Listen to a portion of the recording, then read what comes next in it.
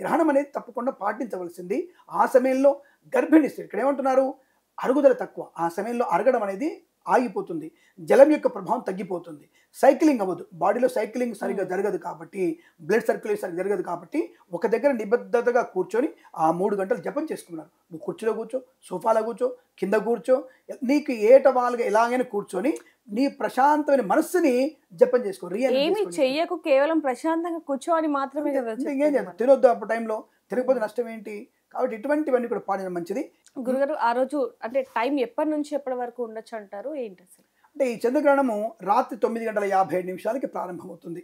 రాత్రి 9:57 ప్రారంభమై రాత్రి మోక్షకాలం. మోక్షకాలం రాత్రి 1:27 ఉంటుంది. అంటే గ్రహణం యొక్క పూర్తి కాలం, అంటే గ్రహణం యొక్క పూర్తి కాలం ఎంత సమయంలో ఉంటుందని అడిగితే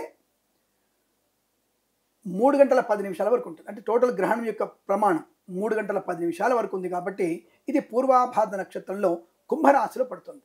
కాబట్టి తప్పకుండా కుంభరాశి వారు ఎట్టి పరిస్థితుల్లో ఈ గ్రహణాన్ని చూడకూడదు. పూర్వాభాద్ర నక్షత్రం వారు ఆ సమయంలో బయటికి వెళ్ళకూడదు. వారి మీద ఎక్కువ ప్రభావం ఉంటుంది కాబట్టి ఆ సమయంలో వెళ్ళకూడదు, ఏమీ తినకూడదు.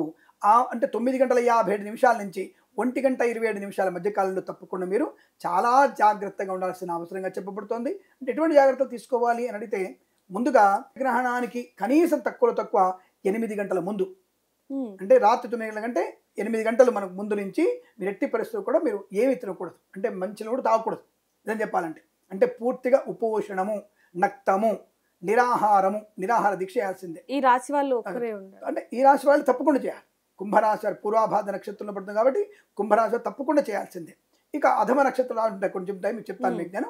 ఈ సమయంలో ఎప్పటి వరకు చేయకూడదు భోజనం? మర్నాడు సూర్యోదయం తర్వాతనే ఇల్లు శుద్ధి చేసుకొని స్నానాలు చేసుకొని అప్పుడు మీరు భోజన తాంబూలాదులు స్వీకరించే ప్రయత్నం, అప్పుడు వంట స్టార్ట్ చేయాలి. తెలియదు మరి 11 వరకు భోజనం చేయకూడదు. అంటే ఎలాంటి జాగ్రత్తలు తీసుకోవాలంటారు గురుజీ? మామూలుగా కేవలం కుంభరాశి వాళ్ళే కాకుండా మిగతా రాశుల వారు ఎలాంటి జాగ్రత్తలు తీసుకోవాలి అంటారు? ఇక్కడ ఏమేమి గర్భిణీ స్త్రీ జాగ్రత్తగా ఉండాలి. అంటే గ్రహణం ముర్రి దీనివల్ల వస్తుంది చెప్పలేదు. గ్రహణ కాలంలో వచ్చేటువంటి వాయువుల వల్ల కావచ్చు, పీడనం వల్ల కావచ్చు, అలాగే చంద్రకాంతి లేకపోవడం వల్ల కావచ్చు, మానసికమైనటువంటి ఇబ్బంది ఏర్పడే అవకాశం ఉంటుంది. శరీరంలో పిండానికి కొద్దిగా ఇబ్బంది, కదలిక వల్ల ఇబ్బందులు వచ్చే అవకాశం ఉంటుంది. కనుక గ్రహణ సమయంలో ఆడవాళ్ళు కదలకుండా ఉండమని చెప్పారు. కుర్చీలో కూర్చోవచ్చు, పడుకొని ఉండవచ్చు, జుట్టు విరబోసుకు ఉండకూడదు, తల పిచ్చి పిచ్చి గోక్కోకూడదు, ఒళ్ళంతా గోక్కునేటువంటి ప్రయత్నం చేయకూడదు. అలాగే మరి మలమూత్ర విసర్జనకి వెళ్ళవచ్చా? వెళ్ళదని ఎవరు చెప్పారు?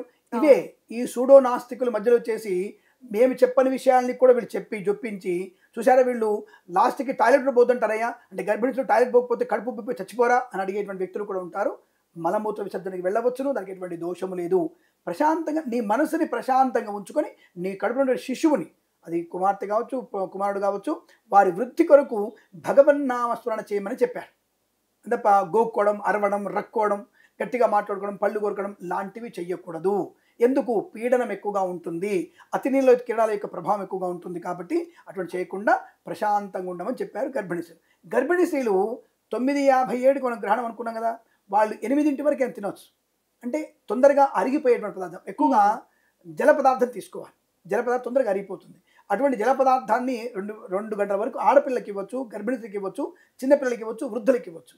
శక్తులైన వారు, అంటే శక్తి ఉన్నవారు 9:57 అంటే 8:57 గ్రహణం అయితే 8 గంటల ముందు నుంచే నిరాహారంగా ఉండాలి. మర్నాడు ఉదయం వరకు పూర్తిగా అంటే నక్తముగా ఉండాల్సిన అవసరం ఉంటుంది. ఇవి నియమాలు.